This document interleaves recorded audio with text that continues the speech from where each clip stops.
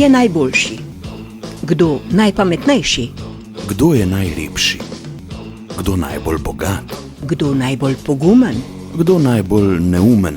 Kdo najlepše laže? Kdo pot naj nam kaže? Kdo daje najbolj vabljive obljube? Katere v deželi so največje zgube?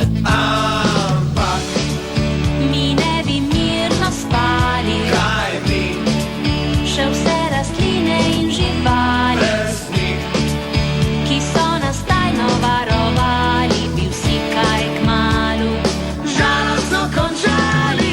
to so junaki petega razreda. Junaki petega razreda. Lobarji živcev in lomilci src. Lomilci src. Seveda ste uganili, da bomo po zgledu naših dvornih medijev tokrat tudi na podstrešju podelili nekaj prestižnih naslovov za najboljše dosežke v letošnjem letu.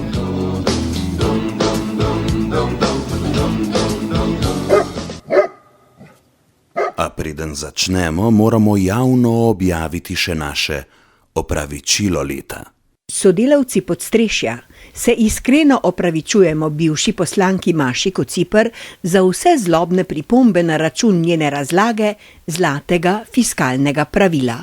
Zdaj moramo mi ta veliki krogec postopoma spraviti v ta mali krogec.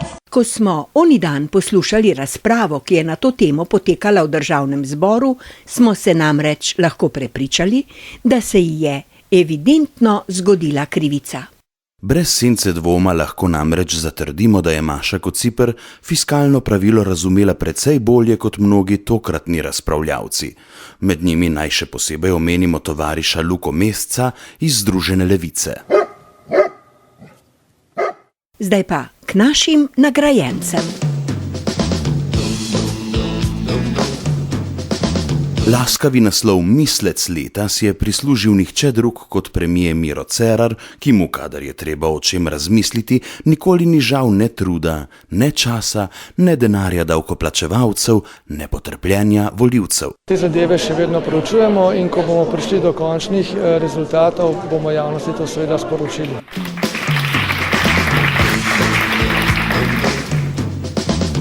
Priznanje za uglajenost in eleganco podeljujemo mariborskemu županu Andreju Fištravcu. Povsem zasluženo. Fištravec je namreč takoj po nastopu županovanja ugotovil, da obleka naredi človeka in torej tudi župana. Zato si je na občinske stroške nabavil nekaj spodobnih oblačil. Nažalost je moral zaradi pregovorne slovenske škodoželjnosti denar zanje kasneje vrniti, kar pa ne zmanjša njegovega skritega šarma.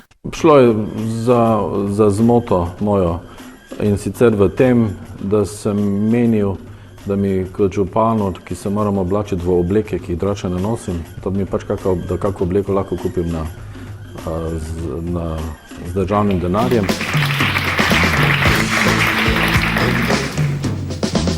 To pa ni bila edina zmota vrlega mariborskega župana.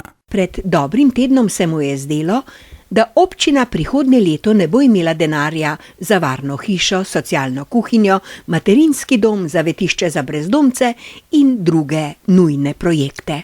Ko pa je opazil, da je s svojo napovedjo precej razjezil someščane, je denar kar čez noč našel in tako mimogrede postal še lovec leta na skrite rezerve.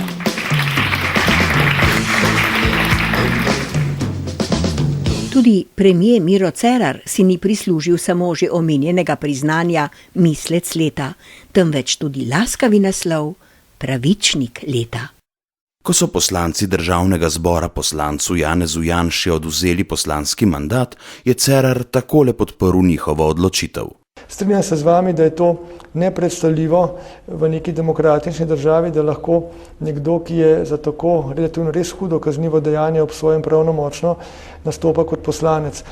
Ko je pred dnevi ustavno sodišče Janezu Janši vrnilo prostost, Cerar ni okleval. Jaz osebno kot predsednik vlade bom vedno spoštoval odločbe sodišč. Včeraj tako, danes drugače. Kako pa jutri? Ja, kako neki. Jutri bo pa tako, kot mu bodo jutri povedali. Če bo odločba ustavnega sodišča kasneje drugačna, kot je bila odločitev Državnega zbora, bomo to seveda spoštovali in se temu ustrezno prilagodili. Zdaj pa seveda tudi spoštujemo to umestno odločitev Ustavnega sodišča. Pri spreminjanju pogledov pa bo nesmrtnemu bojevniku za etiko in moralo Miru Cerarju brez dvoma v veliko pomoč teorija največjega slovenskega pravnika vseh časov, Rajka Pirnata, ki pravi takole.